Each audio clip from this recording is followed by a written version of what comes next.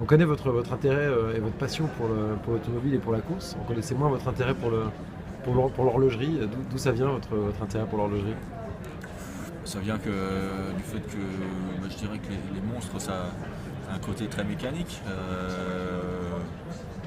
Pour moi, assez masculin aussi, en tout cas dans la marque Richard Mille.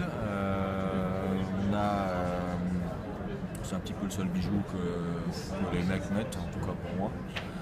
Donc voilà, il y a plein de côtés sympas là-dedans. Je dirais que mécaniquement, on voit des pièces qui peuvent rappeler un petit peu le monde de l'auto. Donc voilà, globalement, c'est quelque chose qui me plaît. Difficile à dire vraiment pourquoi, mais c'est un petit peu une somme de ces éléments. Et vous-même, quand vous pilotez, vous portez une montre? Je porte la montre, ouais, quand je pilote.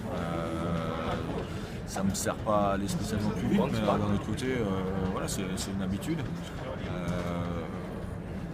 C'est pour ça aussi que dans les critères un petit peu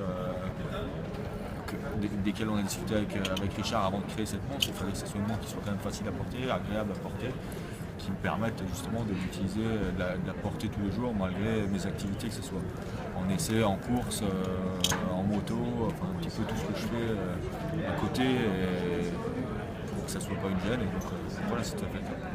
Ouais, parce qu'il a aussi une particularité, Richard, c'est que souvent, il prend pas juste des ambassadeurs de marque, c'est des gens avec qui il a envie de travailler, c'est des rencontres, il y a aussi un travail qui est fait en amont pour voir à la fois effectivement vos besoins, vos envies aussi, parce que c'est des produits assez...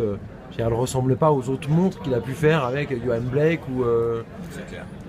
Qu'est-ce qui a été le point de la réflexion? J'imagine que vous êtes parti sur un axe, sur une idée.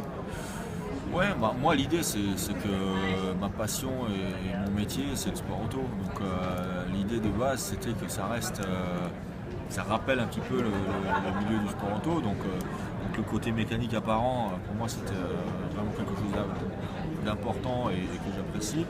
Le côté rond, c'était une façon de changer un petit peu par rapport à toutes les montres Richard Mille qu'on voit souvent en forme de tonneau. C'était une façon de faire un petit peu différent et en même temps ça rappelle un petit peu l'automobile parce qu'il y a quand même beaucoup de pièces rondes, que ce soit le volant, les jantes, etc.